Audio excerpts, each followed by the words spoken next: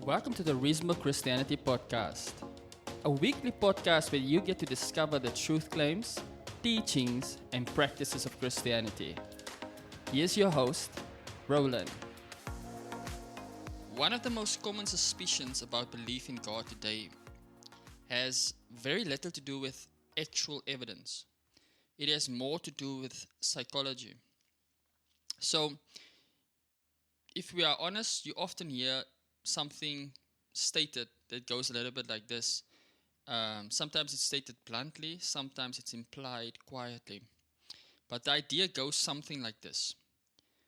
God isn't something people discover. God is something people need. In other words, belief in God is not about reality, it's about comfort. And this particular argument usually unfolds along familiar lines. The idea is that obviously many people perceive life to be a little bit frightening. Death is mysterious to say the least. Suffering is very difficult to explain. And justice in the world often feels incomplete. So human beings invent God to cope with the uncertainty. I've heard people like Richard Dawkins use this kind of line of reasoning. So they project or present religion as a kind of emotional shelter for people, a cosmic coping mechanism, simply a way for people to make sense of a harsh and unpredictable world. The implication is that serious thinkers, one might even say mature thinkers, eventually move beyond the need for God. People like Sam Harris also argues like this. Now, before we go any further, I want us to notice something very important here. The claim is not actually an argument about whether God exists or not. It's an argument about why people believe. And those are not the same thing. It's important for us to point this out. You see, explaining belief doesn't determine truth. Let me illustrate this with a simple example. Imagine someone believes that the earth is round because their teacher told them so when they were a child. Now that might be the reason why they believe, but their reason for believing doesn't determine whether the earth is actually round or not. The earth is not round because their teacher said it was round. The earth is round because that is the way reality actually is. So yes, we can agree and we can concede that motives explain belief, but they don't determine reality. And that distinction matters more than people often realize. Because once we separate psychological explanations from truth claims, the real question returns with, I think, fresh clarity. And here's the question once more. Does God actually exist? Or is reality fundamentally godless? And that is the question I want us to examine. Now, historically, many philosophers and theologians have attempted to answer this particular question in different ways. Some have argued from experience, others argued from revelation, and others still argued from metaphysics. But one approach that I have always appreciated comes from the thinkers, like I mentioned, people like Norman Geisler, J. Warner Wallace. These are people that have shaped my thinking in this regard. Even the late Ravi Zacharias. So instead of simply asserting God's existence or appealing immediately to religious authority, these kind of thinkers take a more careful path. They build what philosophers often call a cumulative case. So all that means is that instead of relying on one single argument, one quote unquote decisive proof, they present several lines of reasoning, different angles, if you will, different types of evidence, but all pointing in the same general direction. It's not what we might consider to be a silver bullet. Rather, it's converging arguments. Now, again, illustration. Imagine standing at a crossroads where several different roads all lead to the same city. Now, each road is different, each path approaches from a different direction, but they all arrive at the same destination. This is the idea behind a cumulative case. It's multiple arguments that, when taken together, make belief in God increasingly reasonable. So, in this particular episode, we are going to explore 4 of those lines of reasoning. We won't do this exhaustively because it would take far more time than a single episode allows. But we will still do it very clearly, or as clearly as possible. And as we move through these lines of argument, the goal isn't to pressure anyone into belief. The goal is simpler than that. My goal is simply to ask a very honest question. Is belief in God intellectually irresponsible? Or might belief in God actually be one of the most reasonable conclusions a person could reach about reality? And so I welcome you and I invite you on this journey with me. Now, if we are going to examine whether or not God exists, one of the most natural places to begin is not with religion itself. It's actually with a question that sits beneath every worldview. And make no mistake about it, guys, everyone has a worldview. Everyone has a lens through which they view the world. Whether it's a cultural lens, whether it's a religious lens, whether it's a scientific lens, whether it's a combination of all of these different things. But we all have a lens through which we view the world. And so, what I'm claiming here is that underneath all our worldviews, there's a question that we need to contend with, all of us. And the question is, why is there something rather than nothing? Let that question sit for a moment. I'm not asking why this star formed or why life appeared on the earth, for example. I'm asking why reality exists in the first place. Why is there a universe at all? And I think this question has occupied philosophers for centuries, but in recent decades, it has also entered the discussion in physics and cosmology. So some scientists have argued that modern physics might explain how a universe could arise from, quote unquote, nothing. One of the most well-known attempts to argue this comes from Lawrence Krauss in his book, A Universe from Nothing. Now, there's an interview on YouTube. I was actually looking for this particular interview, and I saw that the footage isn't there anymore, but the audio is still there. And in this interview, they are discussing Dr. Krauss's book. And Dr. Krauss made a striking claim. He said something like, nothing is unstable. This is actually what he says in the interview. Now, when you hear that quickly, it sounds like an extraordinary scientific discovery. But almost immediately, Colbert sensed that something unusual was happening with the definition of the word nothing. Dr. Krauss went on to explain what he meant. He said that empty space is not truly empty at all. Let me quote his actual words. This is what he actually said. He said, empty space is a boiling, bubbling brew of virtual particles popping in and out of existence. Colbert responded by saying, that's not nothing. That is something. And he's absolutely right. What Dr. Krauss was describing is not nothing in the philosophical sense. It's what physicists call a quantum vacuum, which is a physical state governed by laws of physics. In other words, there are already things present. There is, for example, space. There are energy fields. There are physical laws governing how those fields behave. And Krauss himself acknowledged that those particles appear. And again, here's a quote. He says, because of the laws of quantum mechanics, this is why those particles appear. But that raises an obvious question again. If there are laws of quantum mechanics operating, then we are no longer talking about nothing. We are talking about a structured physical system. Philosophers have traditionally defined nothing much more carefully than we see scientists doing these days.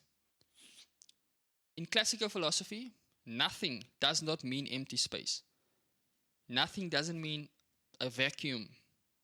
It doesn't mean a quantum field with fluctuating energy. Nothing simply means the absence of anything whatsoever. Which means, when philosophers speak about nothing, and I dare to say when we as average human beings, as laymen, when we speak about nothing, we are speaking about no matter, no energy, no physical laws, no space, no time. We are speaking about absolute non-being. And now from that kind of nothing, nothing comes. And that principle, the idea that nothing comes from nothing, that principle isn't a religious principle. It's a rational principle. It simply reflects the basic intuition that things don't appear without causes. If something, for example, begins to exist, there must be some explanation for why it exists rather than why it does not exist. Now, according to modern cosmology, the universe itself appears to have had a beginning. The prevailing scientific models suggest that space, time, matter, and energy all emerged from an extremely dense early state. And this is what we commonly refer to as the Big Bang. And once you say the universe began, a deeper question follows immediately. What caused it? And this is where philosophers introduce what is known as the cosmological argument. And the reasoning is actually straightforward.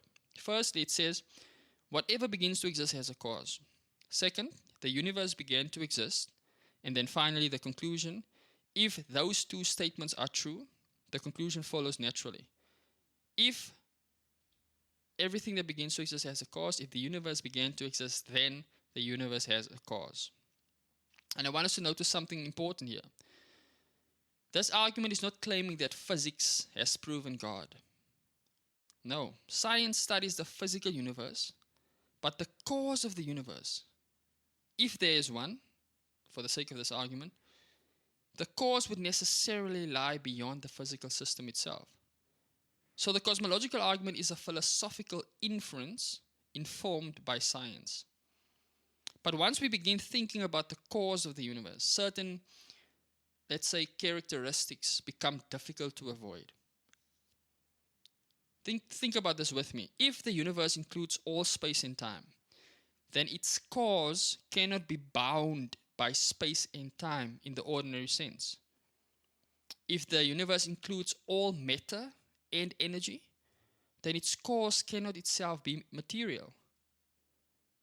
And if this cause brought the entire cosmos into existence, it must possess extraordinary causal power.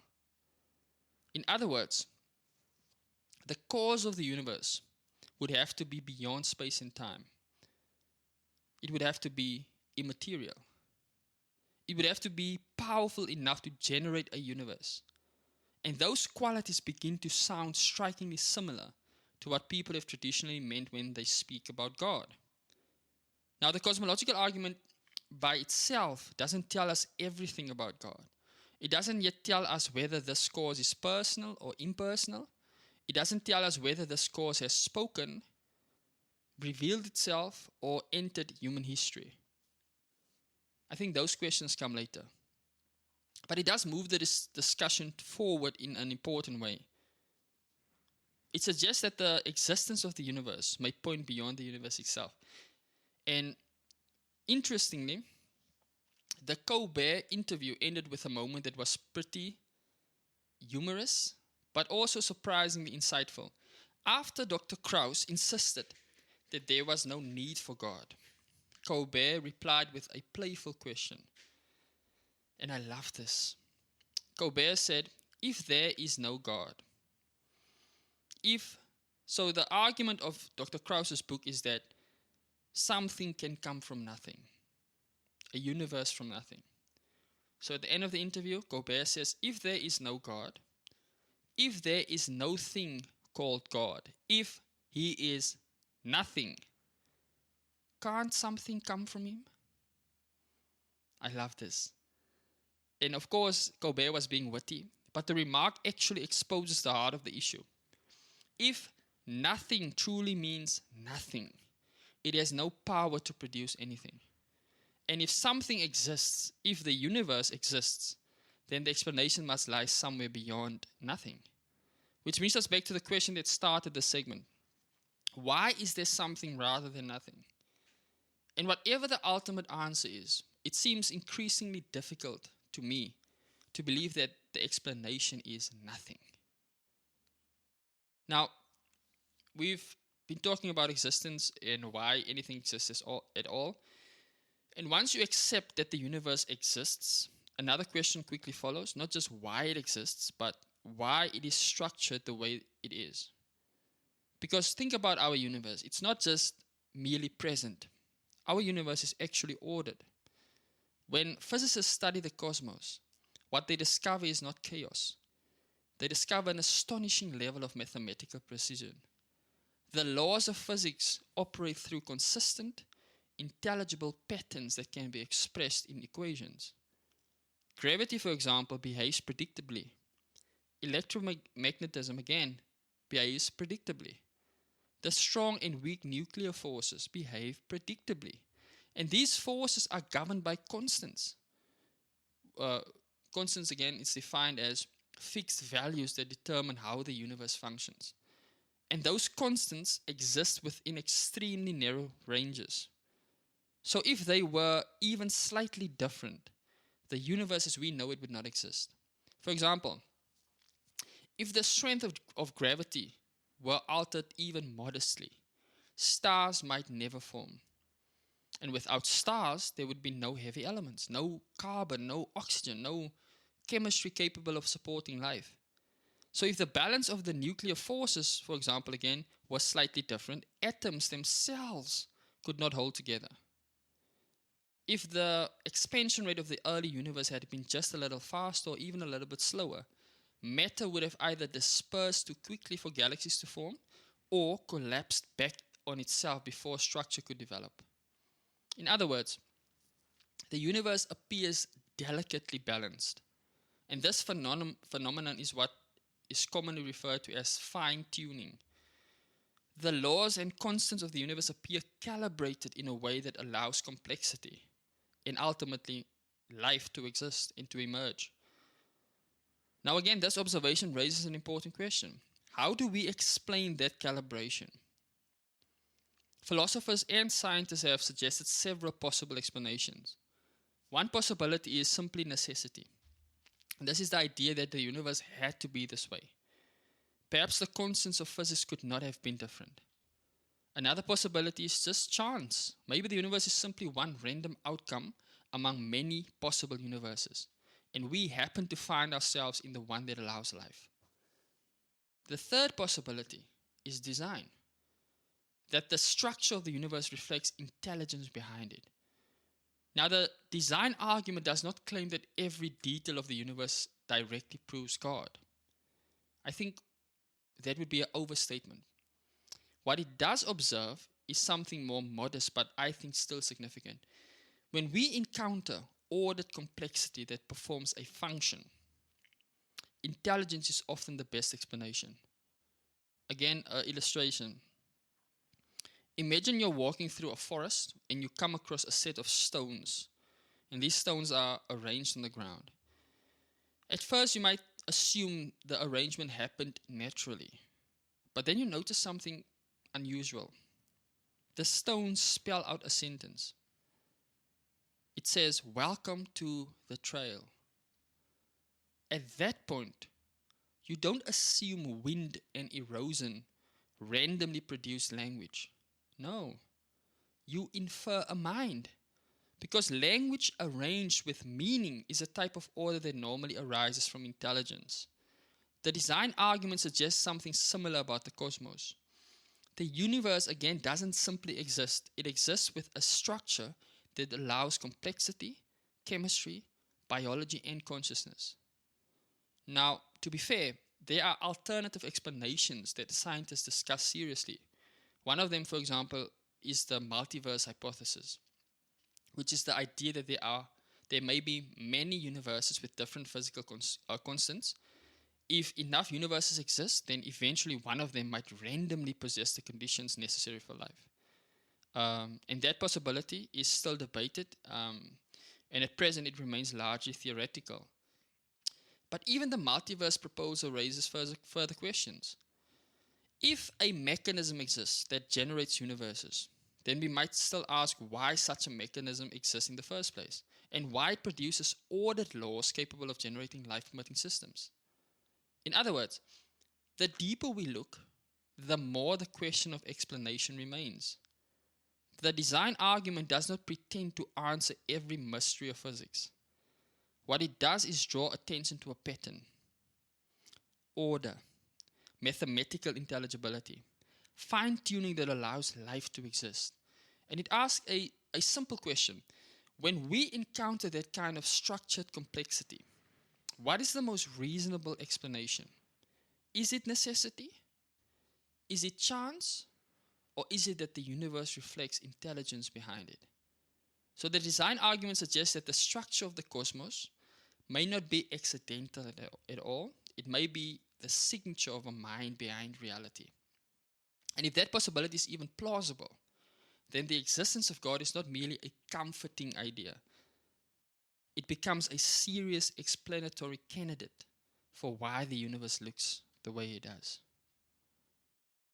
Okay, so up to this point, we've been looking outward. First, we looked at the existence of the universe, then we looked at the structure of the universe, but there's another line of reasoning that moves in a different direction. Instead of examining the cosmos, it examines something a little bit closer, something inside our human experience. And that's moral awareness. You see, human beings possess a remarkable capacity. Across cultures, across history, people consistently express certain moral intuitions. Things like the idea that justice matters, that cruelty is wrong, that love is good, and that betrayal is evil. Now, of course, these cultures disagree about many moral details. Different societies apply moral principles differently. But beneath those differences, there is something striking. Humans tend to speak about morality as though it is real. Not just personally preferred, but objectively binding. Think about how we talk when we confront moral horror. When people speak about genocide or slavery or the abuse of the innocent, they don't usually say something like, well, that's not my personal preference.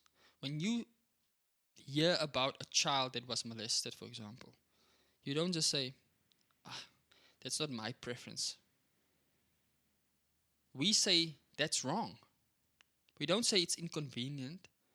We don't say it's socially unhelpful. We say it's wrong. And that language carries weight. Because when we use moral language like that, we're not just merely expressing feelings. We're actually making a claim about reality. We are saying certain actions ought not to happen. And that word ought is very important because it implies obligation. It implies that some moral standards exist that people are accountable to, even if they ignore those standards. Now, philosophers have long pointed out that this raises an interesting question. If objective moral values really exist, which is to say, if some things truly are right and some things truly are wrong, independent of personal opinion, then what grounds those moral truths? Where do they come from? One possibility is that morality is simply a social invention. Perhaps societies create moral values in order to maintain cooperation and stability.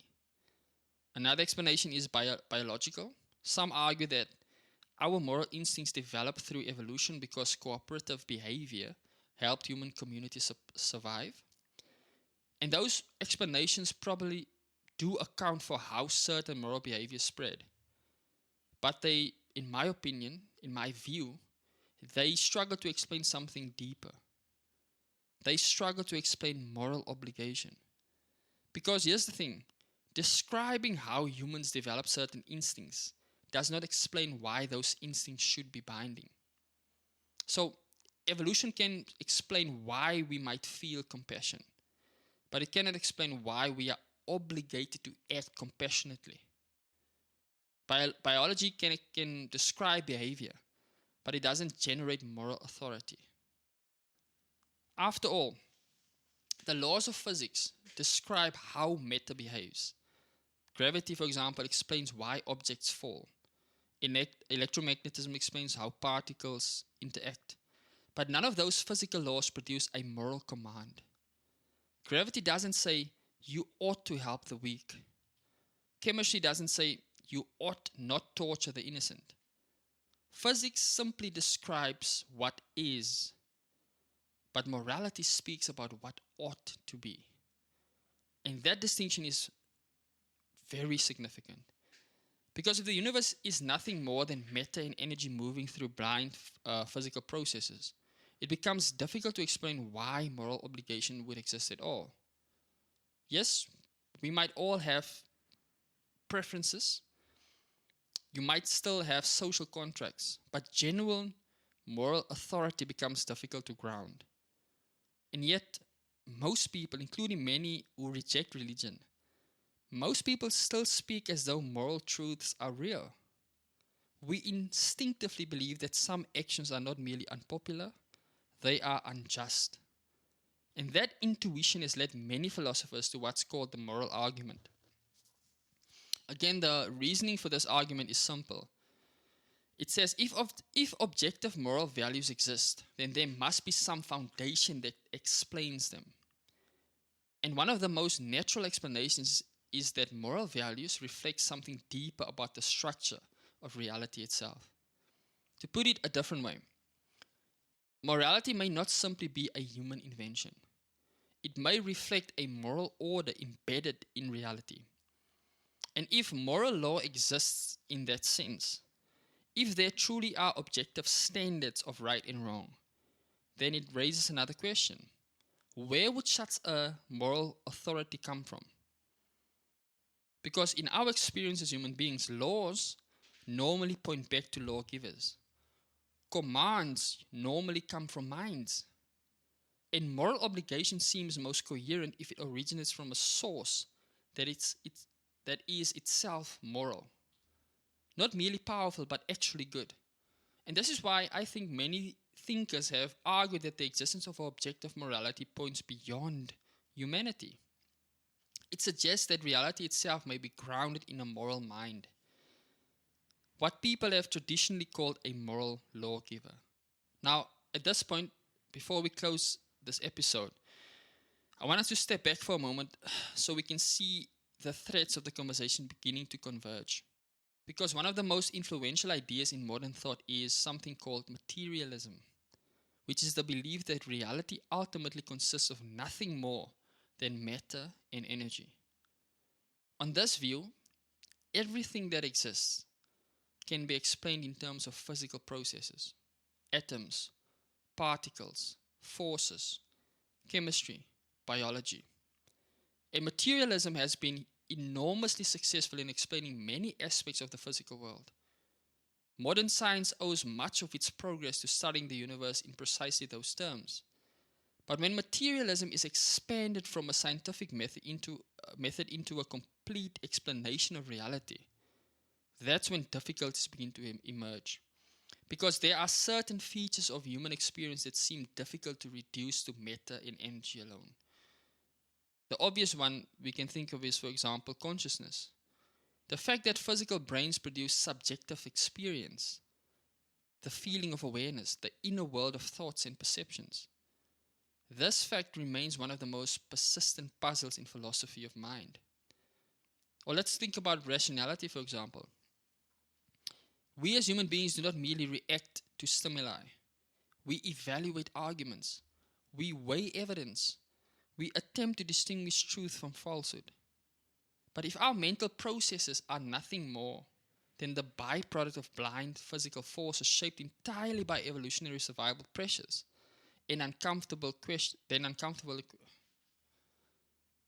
But if our mental processes are nothing more than the byproduct of blind physical forces shaped by entirely evolutionary survival pressures, then an uncomfortable question arises.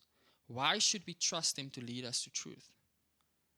Yes, evolution favors survival, but it doesn't necessarily favor accuracy. Yet we all rely on reason constantly. We rely on reason in terms of science, in terms of philosophy, and even in everyday life.